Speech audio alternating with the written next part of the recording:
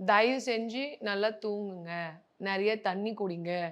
நல்ல ஒரு சலூன், ஒரு பேசிக்கான ஃபேஷியல் கூட போதும். ஆனா ஒரு ஃபேஷியல் பண்ணிக்கோங்க. எதுக்காகன்னா, தட் இஸ் எக்ஸ்ஃபோலைசேஷன். நல்ல ஒரு ஸ்க்ரப் பண்ணி ஸ்கின்ன ரிலாக்ஸ் பண்ணிக்கிறதுக்காக. I won't tell them go for the treatment like this, that, this. But sometimes the people are really asking with me like I want to really take a deep exfoliation. At that time also I talking about the peels.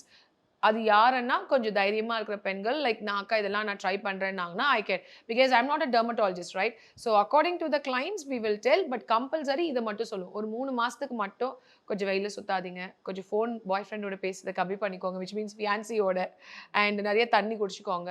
So இதுதான் வந்து மெயினான விஷயமா இருக்கும். And also கொஞ்சம் கொஞ்சம் நைட்ல serums and sheet mask.